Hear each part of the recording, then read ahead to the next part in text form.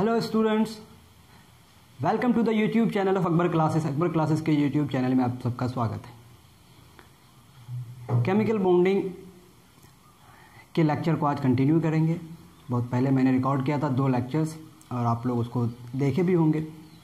तो पहले 2 लेक्चर्स में हमने बेसिक्स की बात की कि केमिकल बॉन्ड्स क्यों बनते हैं, केमिकल्स बॉन्ड बनने के पीछे जो रीज़न है वो क्या है, और फिर किस किस तरह के केमिकल बॉन्ड हो सकते हैं। तो हमने देखा depending upon the nature of the element हमारे पास different types of chemical bonds हो सकते हैं।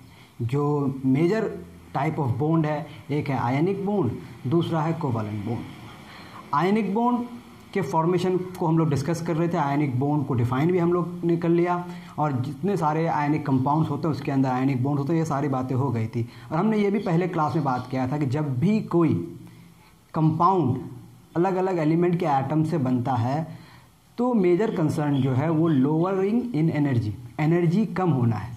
समझ में आ रही बात? यानी कि formation of compound from their respective atoms is a result of minimum in energy minimum हो जाता है। यानी कि 2 एटम्स आपके पास है, 2 एटम्स मिलके एक कंपाउंड का फॉर्मेशन करेगा, तो इन दोनों एटम्स के इंडिविजुअल एटम का जो सम होगा, अब जो कंपाउंड का फॉर्मेशन हो गया, इसकी एनर्जी उन दोनों के एनर्जी के सम से कम होनी चाहिए, अदरवाइज कंपाउंड का फॉर्मेशन नहीं होगा। इसी को हम लोग बोलते हैं स्टेबिलिटी ऑफ द कंपाउंड। यानी कि कंपाउंड की स्टेबिलिटी कब डिसाइड की जाएगी कि कोई कंपाउंड स्टेबल है? जब उस कंपाउंड की एनर्जी उसके रेस्पेक्टिव एटम से कम हो जाए। तो एनर्जी का सबसे बड़ा रोल होता है किसी कंपाउंड के स्टेबिलिटी को डिसाइड करने के लिए। और इस एनर्जी को डिसाइड करने के लिए हमारे पास डिफरेंट फैक्टर्स हैं। उनमें से एक फैक्टर हमने पढ़ा था ऑक्टेट रूल, कि कोई भी एलिमेंट ऑक्टेट चाहता है, इलेक्ट्रॉन्स के ऑक्टेट चाहता है अपने आसपास, अपने चारों तरफ इलेक्ट्रॉन्स को क्या चाहता है? ऑक्टेट चाहता है। और जब वो ऑक्टेट इलेक्ट्रॉनिक कन्फिग्रेशन अचीव करता है तो उसमें स्टेबिलिटी आती है। क्यों? क्योंकि ऑक्टेट इलेक्ट्रॉनिक कन्फिग्रेशन से एनर्जी कम होता है। जनरली ये केस होते हैं। ठीक है, आज के लेक्चर में हम लोग बात करेंगे कि कौन कौन से कंडीशन हैं, जैसा कि मैंने बोर्ड में लिखा है ionic bond, electrovalent bond. Last class में हमने पढ़ा है कि आयनिक बॉन्ड कब बनता है? जब 2 एटम्स के बीच में इलेक्ट्रॉन का ट्रांसफ़र होता है। एक एटम इलेक्ट्रॉन को लूज़ करता है, दूसरा एटम इलेक्ट्रॉन को गेन करता है। ऐसा करने पर एक आयनिक बॉन्ड बनता है। ये तो बहुत ही सिंपल एक बात हो गई, लेकिन कौन कौन से फैक्टर्स हैं, कौन कौन सी बातें हैं जो इस आयनिक बॉन्ड के फॉर्मेशन को सपोर्ट करता है, यानी कि जिसकी वजह से आयनिक बॉन्ड बनता है और आयनिक कंपाउंड बनता है। तो मैंने लास्ट क्लास में शायद लिखा भी था कि क्या क्या चीज़ें होनी चाहिए। तो आज हम उसको थोड़ा अलग रखते हैं और फ्रेश पढ़ते हैं कि कौन कौन से फैक्टर्स हैं जो आयनिक बॉन्ड के फॉर्मेशन को, यानी कि आयनिक कंपाउंड को फेवर करता है बनने के लिए। तो कौन कौन से फैक्टर्स हैं देखते हैं हम लोग। तो आयनिक कंपाउंड का फॉर्मेशन कौन कौन से फैक्टर्स पे डिपेंड करता है। तो फॉर्मेशन ऑफ आयनिक कंपाउंड जो है, formation of ionic compounds primarily depends on number 1। ये पहला फैक्टर जो है वो क्या है? द ईज ऑफ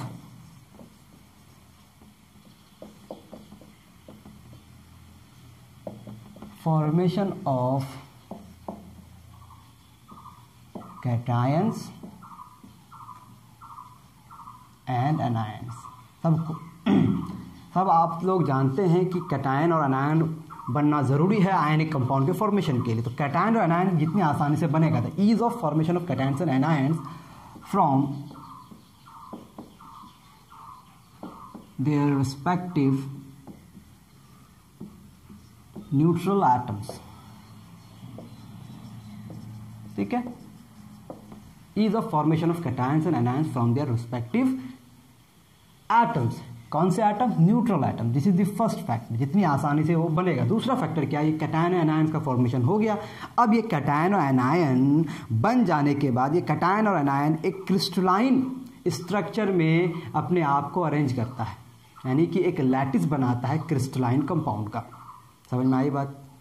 आप सब जानते होंगे कि जो सॉलिड्स होते हैं, सॉलिड्स 2 तरह के होते हैं। 90% या उससे ज़्यादा जो सॉलिड्स हैं वो क्रिस्टलाइन नेचर के होते हैं, और बहुत ही कम जो नंबर हैं रेयर केसेस में वो आपके एमॉर्फस सॉलिड्स होते हैं। Amorphous solids and crystalline solids. Solids कितने तरह के होते हैं? 2 तरह के। सॉलिड्स 2 तरह के होंगे, एक होंगे एमॉर्फस और एक होगा क्रिस्टलाइन। ये पूरी सॉलिड स्ट्रक्चर की सॉलिड स्टेट ऑफ केमिस्ट्री है, क्लास 12 में आप पढ़ेंगे। तो क्रिस्टलाइन सॉलिड में पार्टिकल्स जो होते हैं बहुत ही अच्छी तरह से अरेंज होते हैं, रेगुलरली अरेंज होते हैं, इफेक्टिव अरेंजमेंट होता है। इफेक्टिव अरेंजमेंट क्यों होता है? क्योंकि particles are very well arrange in repeating unit. एक यूनिट होगा जो बार बार रिपीट करेगा 3 डायमेंशनल स्ट्रक्चर में, और पूरा का पूरा आपका एक नेटवर्क बनेगा जो बहुत ही बेहतरीन अरेंजमेंट होगा, रेगुलर पैटर्न होगा। उसी पैटर्न को पूरे के पूरे स्ट्रक्चर को हम लोग कहते हैं क्रिस्टलाइन स्ट्रक्चर। तो ये कैटायंस और अनायंस बनने के बाद अगला जो स्टेप है वो क्या है? क्रिस्टलाइन सॉलिड का फॉर्मेशन। तो क्रिस्टलाइन सॉलिड के फॉर्मेशन में कैटायंस और अनायंस को आपस में अरेंज होना पड़ता है। समझ में आ रही बात? तो ये अरेंजमेंट पर डिपेंड करेगा, ये अरेंजमेंट पर भी डिपेंड करेगा आयनिक कंपाउंड। समझ में आ रही बात? आयनिक कंपाउंड का जो फॉर्मेशन है इस अरेंजमेंट पे भी डिपेंड करेगा। यानी कि कैटायंस और अनायंस बन गया ये काफ़ी नहीं है। Only the formation of cations and अनायन is not sufficient for the formation of ionic compound. Another factor जो है, ये मेजर फैक्टर है, वो क्या है? The arrangement of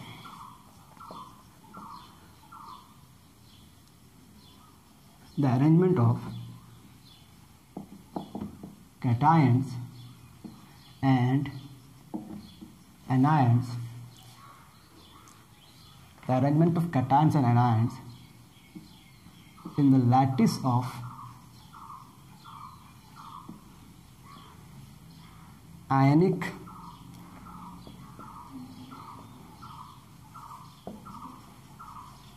crystalline compound.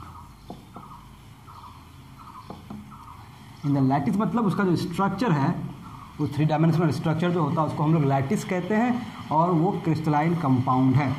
Ionic crystalline compound के लैटिस में कैटायंस और एनायंस किस तरह से अरेंज होंगे उस अरेंजमेंट पर भी डिपेंड करेगा आयनिक कंपाउंड का फॉर्मेशन। यानी कि ये अरेंजमेंट सही है या गलत है, ये अरेंजमेंट किस तरह से हो रहा है, ये सारी बातें डिसाइड करेगा आयनिक कंपाउंड के फॉर्मेशन।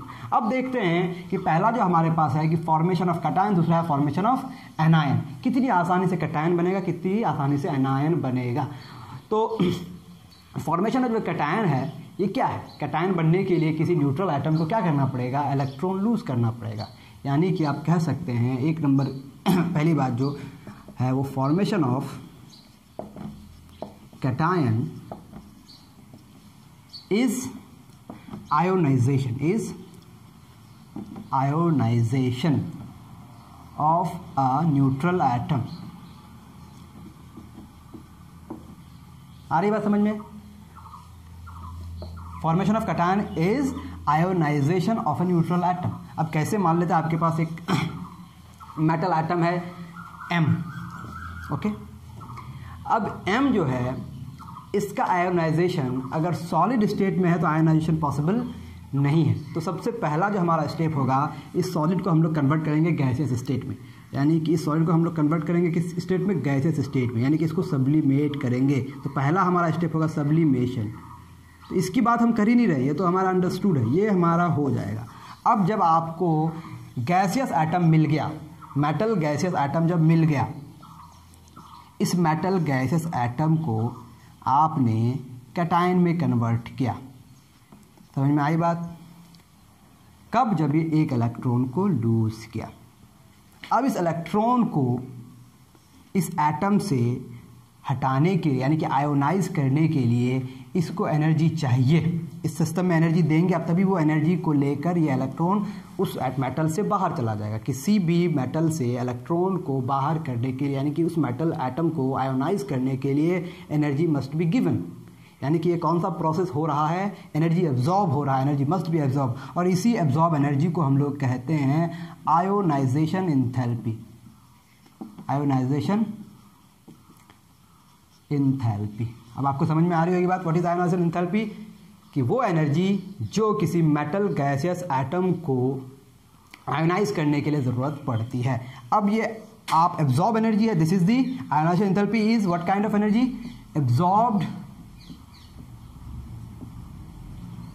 एनर्जी। तो जब एनर्जी एब्जॉर्ब करना है मतलब आप सिस्टम में एनर्जी दे रहे हैं। एनर्जी देने का मतलब ये हो गया कि एनर्जी कम से कम होना पड़ेगा। दैट इज़ वाई हमने लास्ट क्लास में लिखा था कि आयोनाइजेशन एंथैल्पी का वैल्यू कम होना पड़ेगा। समझ में आ रही बात? तो आयोनाइजेशन एंथैल्पी मस्ट बी लो, ये पहली बात हो गई। ये तो आयोनाइजेशन एंथैल्पी का केस हो गया।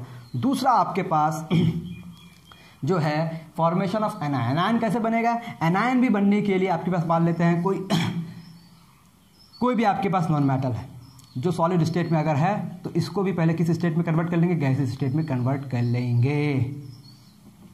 ठीक है, मान लेते हैं X2 के फॉर्म में है, ओके, डायटोमिक फॉर्म में है सॉलिड स्टेट में। अच्छा, ऐसा होता ही नहीं है, जनरली नॉन मेटल्स गैसीय स्टेट में पाए जाते हैं। तो मान लेते हैं ये आपका X2 के फॉर्म में था गैसीय स्टेट में। तो अब आप इसको क्या कर देंगे, इसको आप एटॉमिक फॉर्म में कन्वर्ट कर देंगे गैसेस स्टेट में। समझ में आ रही बात? यानी कि आप इसको डिसोशिएट करते हैं, यानी कि यहाँ क्या होगा, डिसोसिएशन। जब तक एटम्स फ्री नहीं होंगे तब तक आप उसमें इलेक्ट्रॉन्स को डाल नहीं सकते, उससे इलेक्ट्रॉन हटा नहीं सकते, यानी कि उसको पहले आप डिसोशिएट कर दिए। ठीक है, मान लेते हैं ऐसा कंडीशन है, ज़रूरी नहीं है। तो आपके पास नॉन मेटल के लिए केस क्या हो जाएगा, मान लेते हैं X कोई नॉन मेटल है which is in gases state, ये एक इलेक्ट्रॉन गेन करेगा। ओके, अब ये इलेक्ट्रॉन गेन करेगा, नॉन मेटल इलेक्ट्रॉन को गेन करना है, एक एक्स्ट्रा इलेक्ट्रॉन इसमें डालना है। इलेक्ट्रॉन को डालने के लिए इसमें तो ऑलरेडी एनर्जी है कुछ, अब एक एक्स्ट्रा इलेक्ट्रॉन आएगा तो इसकी एनर्जी बढ़नी पड़ेगी ना, बढ़नी पड़ेगी नहीं, इसकी एनर्जी कम होगी तभी ना इसको जगह मिलेगी। जब तक इसके अंदर स्पेस नहीं होगा, space in the sense of energy, energy जो कम होगा, यानी कि इसकी एनर्जी अगर घटेगी तभी एक्स्ट्रा इलेक्ट्रॉन उसमें ऐड हो सकता है। यानी कि एक एक्स्ट्रा इलेक्ट्रॉन को ऐड करने के लिए इसको एनर्जी लूज करनी पड़ेगी। एक्स्ट्रा इलेक्ट्रॉन को हटाने की एनर्जी देनी पड़ती है, लेकिन इलेक्ट्रॉन नया डालने के लिए इलेक्ट्रॉन एनर्जी क्या करनी पड़ेगी, लूज करनी पड़ेगी। ये जनरल केस है। तो तब क्या बन जाएगा, X माइनस गैसियस बन जाएगा। और यहाँ जो एनर्जी इन्वॉल्व है वो एनर्जी कहलाती है electron gain enthalpy. Electron gain enthalpy. Okay, I hope आप लिख रहे होंगे। ये दो बातें होगी, पहला मेटल के साथ जो एनर्जी इन्वॉल्व है वो आयोनाइजेशन एंथैल्पी, और नॉन मेटल के साथ जो एनर्जी इन्वॉल्व है वो है electron gain enthalpy. Ionisation enthalpy electron remove करने के लिए एनर्जी देनी पड़ रही है, electron gain enthalpy electron gain करने के लिए जो एनर्जी रिलीज करनी पड़ती है। ये दो फैक्टर्स हो गए। अब तीसरा जो फैक्टर है कि वो अरेंजमेंट, उसका अरेंजमेंट, यानी कि ये दोनों आयन्स जब बन गए, ये दोनों आयन्स मिलने के बाद अब क्या बनाएगा, एक सॉलिड बनाएगा, क्रिस्टलाइन सॉलिड। तो वहाँ पर कौन सी एनर्जी आती है वो देखते हैं हम लोग, एक एक करके फिर डिफाइन करेंगे हम लोग, अभी बस लिख रहे हैं क्या क्या फैक्टर्स आ रहे हैं। अब आपके पास M प्लस कैटायन बन गया गैस, प्लस X माइनस, ये दोनों मिलके MX एक सॉलिड बनाएगा which is a crystalline solid. अब M प्लस X माइनस इन दोनों को मिलने के लिए, दोनों जब अरेंज होगा एक क्रिस्टलाइन सॉलिड बनेगा तो इसको एनर्जी रिलीज करनी पड़ेगी। यहाँ एनर्जी एब्जॉर्ब होगा, यहाँ एनर्जी रिलीज होगी। लेकिन इन दोनों के इंटरेक्शन से जब एक क्रिस्टलाइन सॉलिड बनेगा अब यहाँ पर एनर्जी रिलीज होगी। अब ये एनर्जी रिलीज जितना ज़्यादा होगा उतना स्टेबल कंपाउंड बनेगा, और इसी एनर्जी को हम लोग कहते हैं लैटिस एंथैल्पी। क्या कहते हैं, लैटिस एंथैल्पी। लैटिस उस क्रिस्टलाइन सॉलिड को बोलते हैं, इसीलिए इस एंथैल्पी का नाम हो गया lattice enthalpy.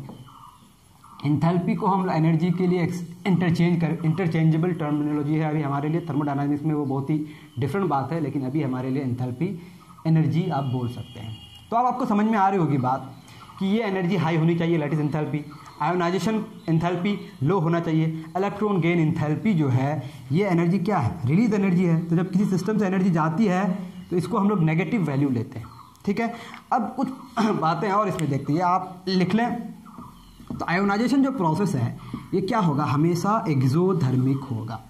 Ionisation that is formation of cation, formation of cation from its neutral atom is always exothermic. यानी कि एक जो इंपॉर्टेंट बात है, ionisation, ionisation is always endothermic, क्योंकि एनर्जी यहाँ आपको देनी पड़ेगी हर हाल, इज ऑलवेज एंडोथर्मिक प्रोसेस। क्या इसका मतलब हुआ, it means removal of electron, removal of electrons from a neutral gaseous atom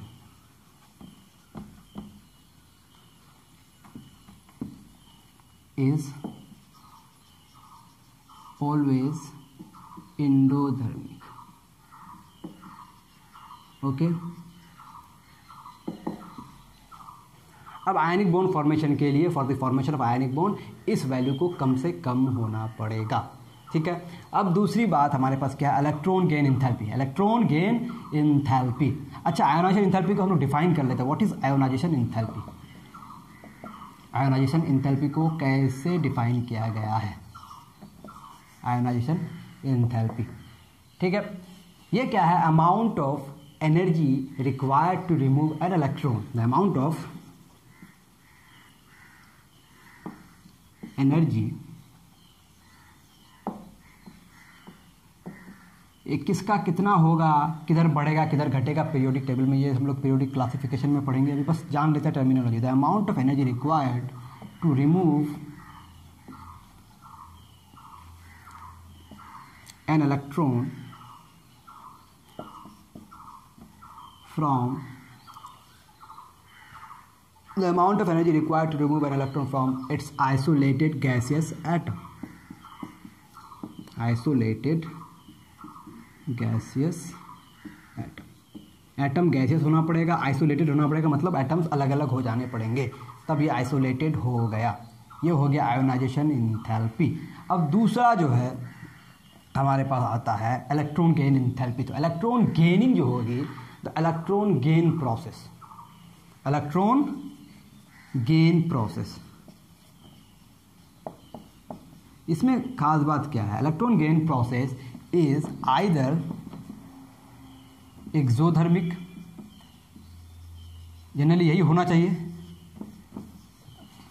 लेकिन एक और भी केस है, और इंडोधर्मिक।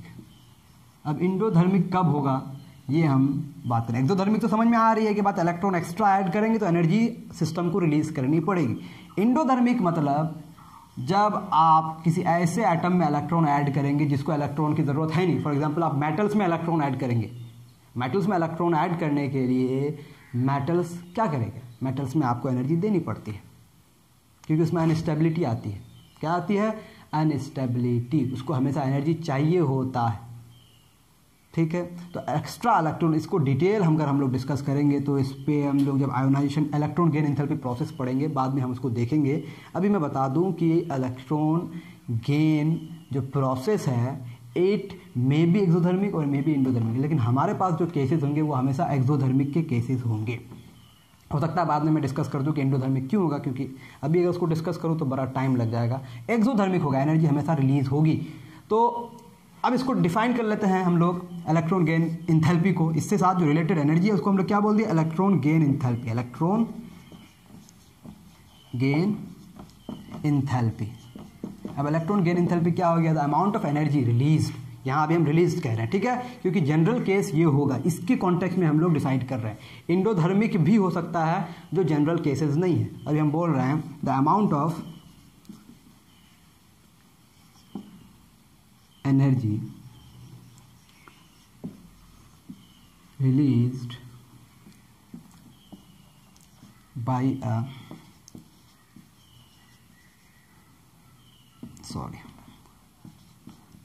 isolated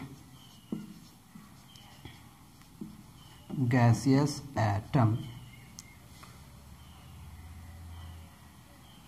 when an extra electron is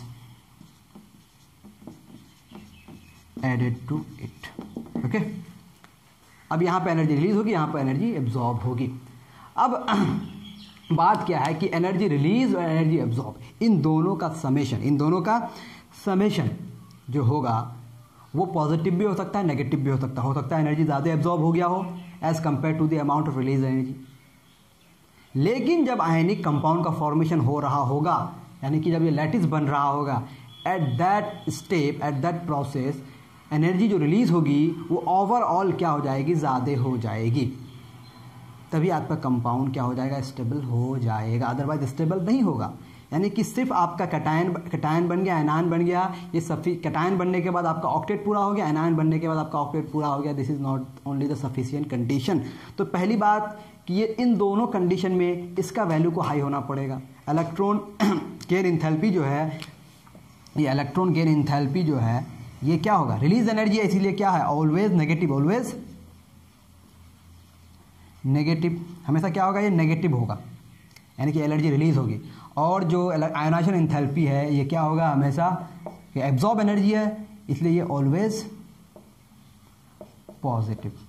ठीक है, तो ये रिलीज एनर्जी जो है, जो नेगेटिव है, ये बहुत हाई होना चाहिए, और ये जो पॉजिटिव एनर्जी है, जो एब्जॉर्ब एनर्जी है, ये क्या होना चाहिए, लो होना चाहिए। तो for the formation of ionic compound, for the formation of ionic compound the ionization enthalpy of the metal atom should be low and the electron gain in negative value of electron gain enthalpy should be high। या फिर ये बोल सकते हैं negative value high होना का मतलब समझ रहे ना आप, कि ये वैल्यू कम से कम होगा। नेगेटिव मतलब वैल्यू कम हो रहा है, लेकिन आप नेगेटिव टर्म जब लगा देंगे तो इसको हाई बोल सकते हैं लिटरली। इतना आप लिख चुके होंगे। तो दो बातें आप सामने आई कि for the formation of ionic compound from their respective elements, what are the two required conditions, the value of तो अब आयनिक बॉन्ड कैसे डिसाइड हो रहा है बात,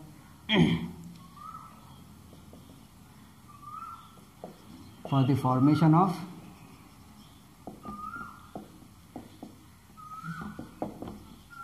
ionic compound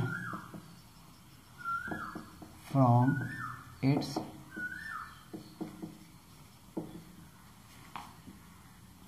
respective elements,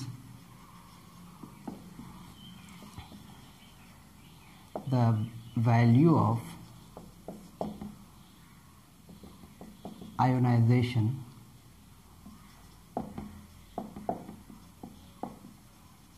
enthalpy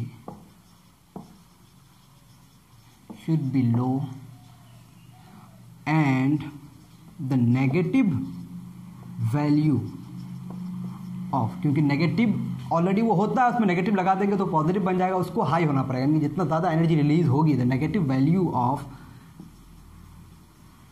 electron gain enthalpy should be high. अब जब ऐसा होगा, इन दोनों कंडीशन में ये भी ऑक्टेट पूरा करेगा, ये भी ऑक्टेट पूरा करेगा, लेकिन ये दोनों सफिशिएंट कंडीशन नहीं है। क्या हो सकता है, the sum of ionization enthalpy plus electron gain enthalpy, electron gain enthalpy क्या हो सकता है, ज़्यादातर केस में नेगेटिव हो सकता है, लेकिन can be positive.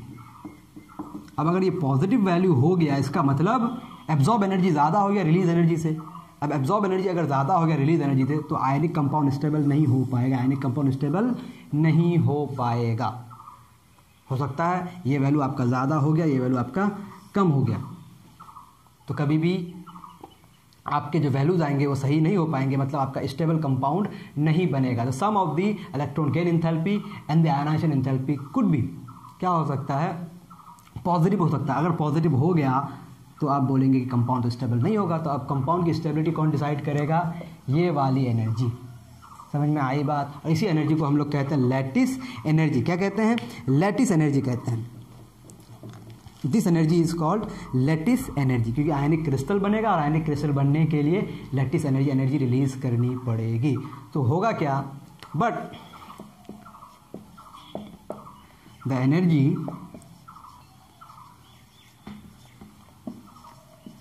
released during the formation of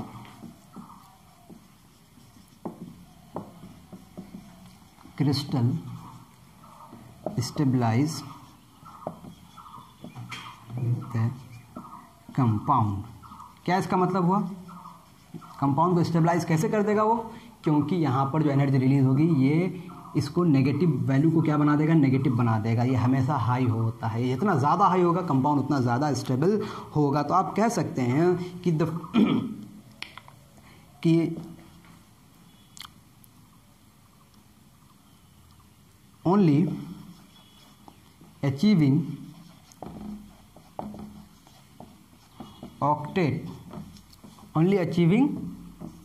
octet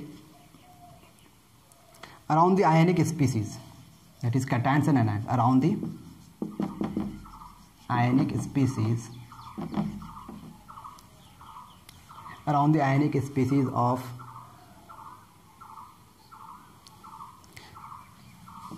in gaseous atoms is not sufficient to decide the stability of an ionic compound। I hope आपको समझ में आ रही होगी बात। सिर्फ ऑक्टेट पूरा हो गया तो ये आयनिक कंपाउंड की स्टेबिलिटी को डिसाइड नहीं करेगा। In fact it is decided by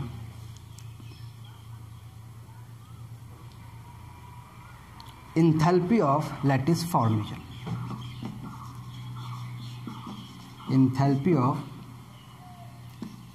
lattice formation, जिसको हम लोग लैटिस एंथैल्पी कहते हैं। enthalpy of lattice formation, the amount of energy released during the formation of lattice। Lattice जब बन रहा होगा तो डिसाइड कौन कर रहा है? जब लैटिस बन रहा है, यही फैक्टर डिसाइड करेगा stability of the compound. I hope आपको पूरा सीन क्लियर हो रहा होगा। इसको समझने के लिए हम लोग एक एग्जांपल ले लेते हैं फॉर्मेशन ऑफ सोडियम क्लोराइड का, फॉर्मेशन ऑफ सोडियम क्लोराइड का, ताकि आपको समझ में आ जाए। ओके, लेट्स सी कि सोडियम क्लोराइड में क्या होता है।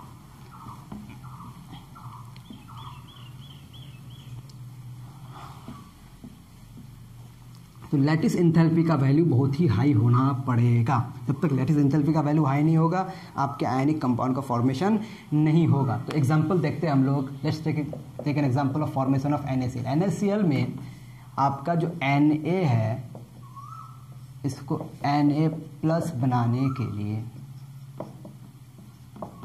जो एनर्जी चाहिए वो एनर्जी है, वैल्यूज, इसका वैल्यू है 4,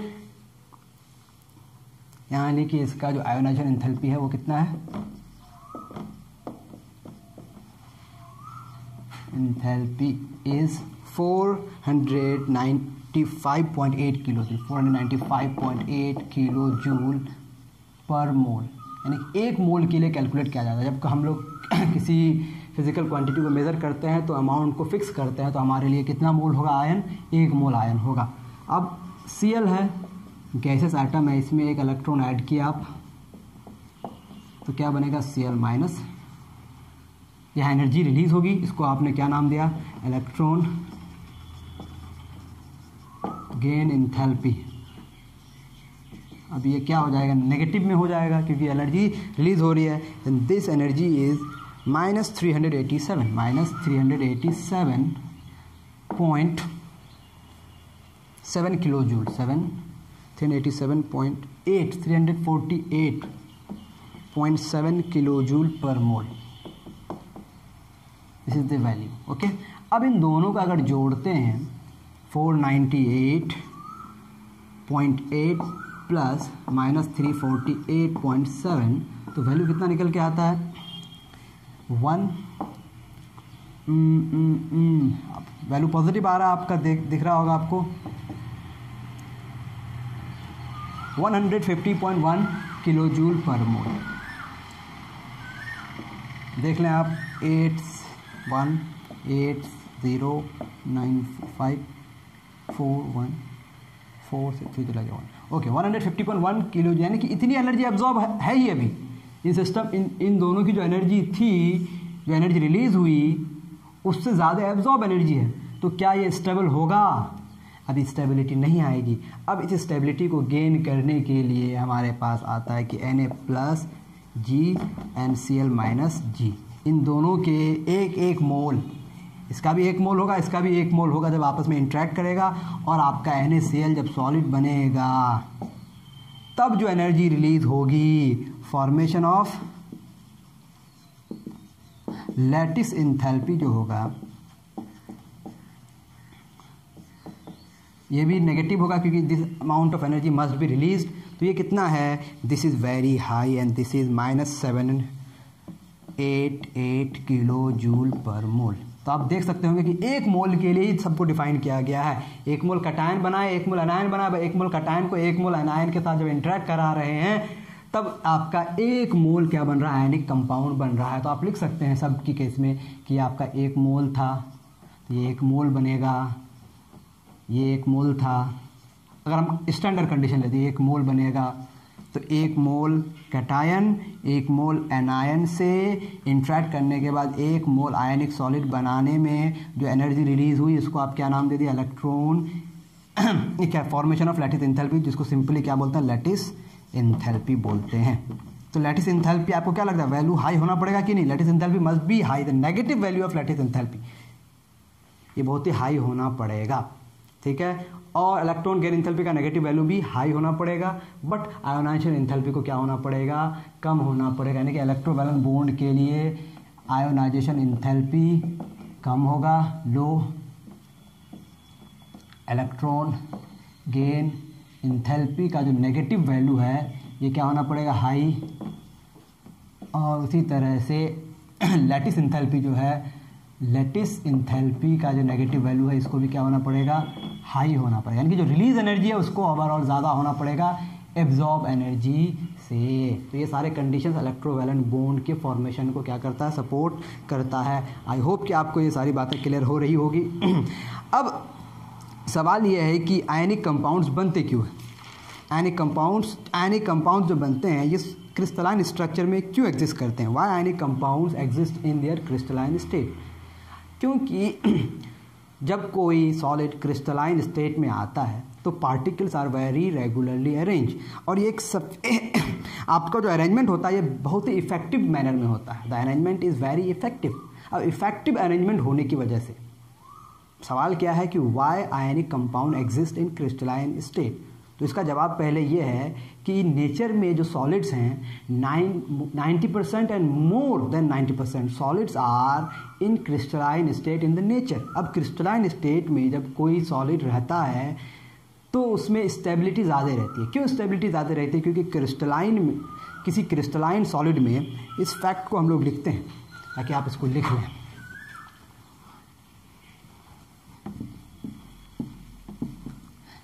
क्या है कि more than 90% solids are found in crystalline form, ठीक है। एक क्रिस्टलाइन फॉर्म में होने के पीछे रीज़न क्या है कि क्रिस्टलाइन फॉर्म में जो पैकिंग होती है, पार्टिकल्स आर more effectively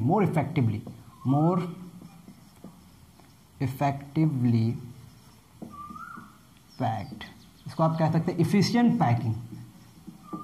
अब efficient पैकिंग होने की वजह से क्या होता है, because of the efficient packing intermolecular force of overall intermolecular interaction जो है मॉलिक्यूल्स के बीच में, पार्टिकल्स के बीच में जो इंटरेक्शन है वो मैक्सिमाइज हो जाता है। पार्टिकल्स के बीच में क्या होने की वजह से, एफिशिएंट पैकिंग होने की वजह से ओवरऑल इंटरमॉलिक्यूलर इंटरेक्शन जो है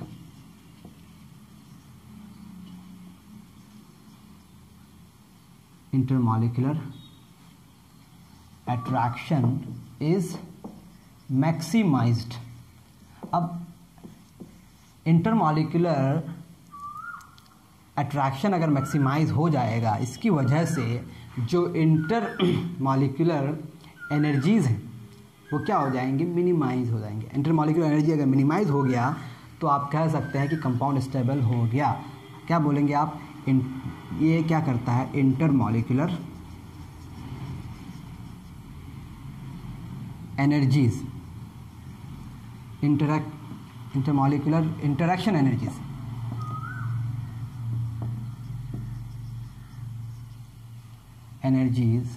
एनर्जी इज मिनिमाइज्ड। अब इसको समझते हैं हम। आपके पास कोई भी स्ट्रक्चर होगा, सॉलिड स्ट्रक्चर होगा, उसमें अट्रैक्टिव फोर्सेस भी होंगे, रिपल्सिव फोर्सेस भी होंगे। अट्रैक्टिव फोर्सेस और रिपल्सिव फोर्सेस ऑपरेट टुगेदर। लेकिन हमने क्या कहा, ओवरऑल जो इंटरमॉलिक्यूलर अट्रैक्शन है, अगर ये मैक्सिमाइज हो गया तो इंटरमॉलिक्यूलर इंटरेक्शन की वजह से जो एनर्जीज होती है वो क्या हो जाएगा, मिनिमाइज हो जाएगा। जाहिर सी बात है, इंटरमॉलिक्यूलर इंटरेक्शन अट्रैक्टिव भी होगा, रिपल्सिव भी होगा। अब अट्रैक्टिव और रिपल्सिव होने की वजह से उसमें एनर्जीज होंगी। जब रिपल्सिव इंटरेक्शन होती है तो पोटेंशियल एनर्जी बढ़ जाती है। जब अट्रैक्टिव एनर्जी क्या नाम है इंटरेक्शन होती है तो पोटेंशियल एनर्जी घट जाती है।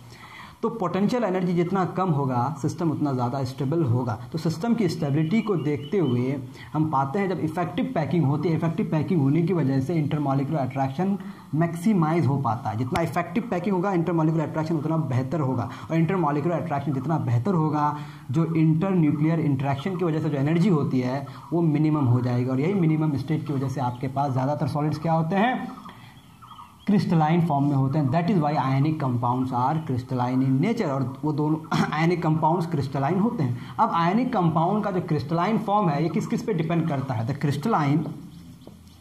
अब क्रिस्टलाइन स्ट्रक्चर डिफरेंट हो सकते हैं। There are various types of crystalline structure. 7 basic types हैं यूनिट के, है ना। उन 7 में फिर डिफरेंट स्ट्रक्चर्स होते हैं जो 14 टाइप्स के डिफरेंट सॉलिड्स का कंस्टिट्यूएंट करता है। लेकिन ज़्यादातर जो आपके पास आयनिक कंपाउंड्स होता है इसका क्यूबिक होता है। यूनिट सेल क्या होता है, क्यूबिक होता है। उस क्यूबिक में पार्टिकल्स का अरेंजमेंट डिफरेंट होता है। तो ये जो क्रिस्टलाइन स्ट्रक्चर है किसी भी आयनिक कंपाउंड का वो किस किस फैक्टर पे डिपेंड करता है। The crystalline structure of an ionic compound depends on, number 1, देखें एक बात मैं बता दूं, जितने सारे कैटायंस होंगे वो अपने पेरेंट एटम से छोटे होंगे। अब क्यों होंगे वो हम बता रहे हैं। और जो एनायंस होंगे वो अपने पेरेंट एटम से क्या होंगे, बड़े होंगे। तो इन दोनों के रिलेटिव साइज़ में, इन दोनों की रिलेटिव साइज़ जो होगा एक दूसरे के कंपेयर में जो साइज़ होगा, इस साइज़ के हिसाब से अकॉर्डिंग टू देयर साइजेज वो किसी क्रिस्टलाइन सॉलिड में अरेंज होगा। यानी कि पहली बात क्या हो गई, the relative sizes of the relative sizes of cations and anions। दूसरी बात, the ratio of number of cations and anions, कि कितना कैटायन है और कितना एनायन है किसी कंपाउंड के अंदर। तो देखना पड़ेगा हमें रेशियो, द रेशियो ऑफ, इसको बाद में चार्ज रेशियो भी कहा जाता है, the ratio of number of cations and anions. ठीक है। अब relative sizes of cation and anion को हम लोग समझते हैं। मान लेते हैं हमारे पास कोई मेटल है, फॉर एग्जाम्पल सोडियम ले रहे हैं, सोडियम है, सोडियम के पास 11 इलेक्ट्रॉन है, 11 प्रोटॉन है। अब ये Na+ बन गया। Na+ बनने के बाद इसमें हो गए 10 इलेक्ट्रॉन और 11 प्रोटॉन। अब 10 इलेक्ट्रॉन को 11 प्रोटॉन अट्रैक्ट कर रहा है। यहाँ 11 प्रोटॉन 11 इलेक्ट्रॉन को अट्रैक्ट कर रहा है, यही ना, न्यूक्लियस में प्रोटॉन से इलेक्ट्रॉन को अट्रैक्ट कर रहा है। तो यहाँ अट्रैक्टिव फोर्स बढ़ गया। अट्रैक्टिव फोर्स बढ़ने की वजह से साइज कॉन्ट्रैक्ट कर गया। तो आप क्या पाए कि आपका जो Na है ये लार्जर देन Na+। ठीक है, इस साइज़ की अगर हम लोग बात करें। इसी तरह से मान लेते हैं आपके पास क्लोरीन है, क्लोरीन ने 1 इलेक्ट्रॉन गेन करके बनाया Cl-। जब आपका क्लोरीन आइसोलेटेड अलग है तो उसमें 17 इलेक्ट्रॉन 17 प्रोटॉन। यहाँ हो गया आपका 18 इलेक्ट्रॉन और 17 प्रोटॉन। अब 17 प्रोटॉन 18 इलेक्ट्रॉन को, 17 प्रोटॉन्स जो हैं वो 18 इलेक्ट्रॉन्स को अट्रैक्ट कर रहे हैं। यहाँ पर 17 प्रोटॉन 17 इलेक्ट्रॉन्स को अट्रैक्ट कर रहे हैं। तो रिजल्ट क्या होगा कि यहाँ पर अट्रैक्टिव फोर्स घट जाएगा। अट्रैक्टिव फोर्स घट जाएगा तो इलेक्ट्रॉन का क्लाउड बढ़ जाएगा। इलेक्ट्रॉन का क्लाउड बढ़ गया, इसका मतलब साइज जो होगा Cl- will be greater than Cl। ये साइज हो गया। तो पता ये चलता है कि जो एनायंस होते हैं अपने पेरेंट एटम से बड़े होते हैं और जो कैटायंस होते हैं अपने पेरेंट एटम से छोटे होते हैं। ये दो बातें लिख लेंगे। कैटायंस जो होंगे, cations are always smaller than their parent atoms, okay, and anions are always bigger than their parent atoms। I hope आपको आयनिक कंपाउंड का ये सारा जो सिनेरियो है समझ में आ गया होगा, आप इसको एंजॉय कर रहे होंगे। अब हमारे पास जो आखिरी बात है, जो हम आयनिक कंपाउंड को पूरी तरह से क्लोज कर देंगे आज, वो क्या है कि प्रॉपर्टीज़ क्या क्या होंगे आयनिक कंपाउंड्स के। तो आयनिक कंपाउंड्स की प्रॉपर्टीज़ क्या क्या होंगे। तो एक आयनिक कंपाउंड बनने के लिए पहली बात आपके पास एक मेटल एटम होना पड़ेगा, दूसरा नॉन मेटल एटम होना पड़ेगा, तभी आयनिक कंपाउंड का फॉर्मेशन होगा, अदरवाइज आयनिक कंपाउंड का फॉर्मेशन नहीं होगा। लेकिन रिमेंबर आयनिक कंपाउंड में कुछ एक्सेप्शंस हैं, ठीक है। एक्सेप्शन मतलब मेटल एटम जो यानी कैटायंस जो होता है आयनिक कंपाउंड में हमेशा कैटायन किससे बनते हैं, मेटल से बनते हैं। लेकिन एक एक्सेप्शन क्या है, आपने नाम सुना होगा NH4+, NH4+, this is the ammonium ion. ये अमोनियम आयन नाइट्रोजन और हाइड्रोजन से बना हुआ है, जिसमें दोनों ही नॉन मेटल है। अब ये नॉन मेटल से बन के एक क्या बना, कैटायन बना, लेकिन ये cation lots of ionic compounds बनाता है। There are lots of ionic compounds in which cation is ammonium. तो ये एक एक्सेप्शन है।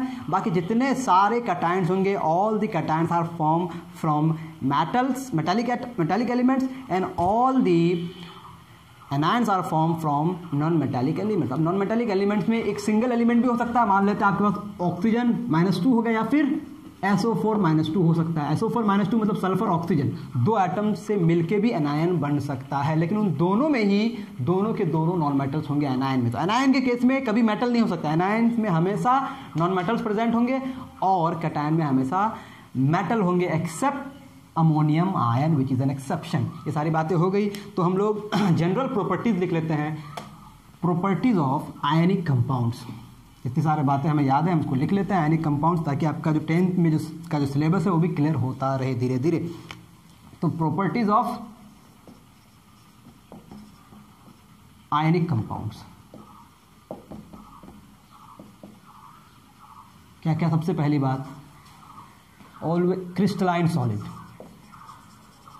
Crystalline solid. दूसरी बात, अब आयनिक कंपाउंड में कैसे बॉन्ड होते हैं, आयनिक कंपाउंड कंसिस्ट आयनिक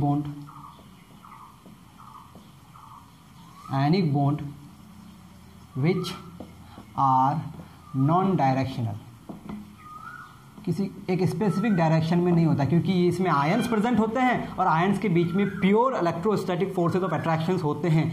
तो इलेक्ट्रॉन्स किसी पर्टिकुलर डायरेक्शन में अलाइन नहीं होता है, इलेक्ट्रॉन्स किसी में होता है किसी में नहीं होता है, और दो आयंस के बीच में प्योर अट्रैक्टिव फोर्सेज होते हैं जिसमें कोई डायरेक्शन नहीं होता, ये हर डायरेक्शन में होता है। मान लेते हैं किसी क्रिस्टलाइन सॉलिड में आपका यहाँ पर एक कैटायन है, तो इधर भी एनायन होगा, इधर भी एनायन होगा, इधर भी एनायन होगा, इधर भी एनायन होगा, तो हर तरफ से उसमें अट्रैक्टिव फोर्सेज होंगे। तो इसमें कोई स्पेसिफिक डायरेक्शन नहीं होता है, यानी जितने सारे आयनिक बॉन्ड्स होंगे वो नॉन डायरेक्शनल होंगे। अब आयनिक बॉन्ड्स क्रिस्टलाइन सॉलिड्स होते हैं, क्रिस्टलाइन सॉलिड्स में एफिशिएंट पैकिंग होती है, इसका मतलब melting point and boiling point जो होगा वो क्या होगा, हाई होगा, ठीक है। Why melting point and boiling point are high, क्योंकि ionic compounds are always crystalline in nature, in crystalline solid particles are very regularly arranged. To break such intermolecular force of attraction we require high amount of energy, that is why melting point and boiling point is always high, okay. अब ionic compounds भले ही cations और anion से मिलकर बने हैं, but they don't conduct electricity in their solid state, ठीक है, don't conduct electricity in solid state, ठीक है, conduct electricity in molten state and in their, मैंने इसको डिस्कस किया है आप लोगों के क्लास में बार बार, in their aqueous solution, okay, समझ में आ रही होगी बात। जब उसको पिघला देंगे मतलब आयनिक सॉलिड मतलब सॉलिड फॉर्म खत्म, आयंस फ्री हो गए। आयंस फ्री हो गए तो अब उसमें चार्ज मूव करने लगेगा। या फिर एक्वस सॉल्यूशन बना देंगे तब भी आयंस फ्री होंगे, तब भी चार्ज मूव करने लगेगा। चार्ज मूव करने लगेगा तो इलेक्ट्रिसिटी को कंडक्ट करेगा। लेकिन जब वो सॉलिड स्टेट में होता है इलेक्ट्रिसिटी को कंडक्ट बिल्कुल भी नहीं करता है। अब जितने सारे आयनिक कंपाउंड्स के रिएक्शंस होते हैं ना, वो सारे के सारे रिएक्शंस आयनिक रिएक्शंस होते हैं। That is why these reactions are always fast, क्योंकि डायरेक्ट अट्रैक्टिव फोर्सेज आते हैं। जितने सारे आयनिक कंपाउंड्स के रिएक्शंस होते हैं ये बहुत ही फास्ट रिएक्शन करते हैं, यानी कि under goes very fast reaction, very fast reactions. Okay, I hope ये सारी प्रॉपर्टीज इनफ है। इसके अलावा जो प्रॉपर्टीज आपको मिलेंगी आप कहीं से नोट कर सकते हैं। These are the properties. Ionic compounds crystalline solids होंगे, इसमें आयनिक बॉन्ड होगा। आयनिक बॉन्ड एक नॉन डायरेक्शनल बॉन्ड है। नॉन डायरेक्शनल बॉन्ड होने की वजह से आपका पूरा का पूरा एक क्रिस्टलाइन सॉलिड जो बनता है वो बहुत ही कॉम्प्लेक्स बन जाता है, जिसकी वजह से मेल्टिंग पॉइंट और बॉइलिंग पॉइंट हाई हो जाता है। अब जब ये सॉलिड स्टेट में रहेगा तो आयंस फ्री नहीं है बिल्कुल भी, इसीलिए इलेक्ट्रिसिटी को कंडक्ट नहीं करता है। लेकिन जो ही उसको पिघला दिए, एक्वस सॉल्यूशन बना दिए, इलेक्ट्रिसिटी को कंडक्ट करता है। और आयनिक कंपाउंड्स के जो रिएक्शंस होते हैं वो बहुत ही फास्ट रिएक्शंस होते हैं। This is all about the ionic compounds, ionic bond. I hope आपको क्लियर हो रही होगी बात। आज के लिए इतना ही। अब हम लोग नेक्स्ट लेक्चर में we will talk about the covalent bond. Thank you very much.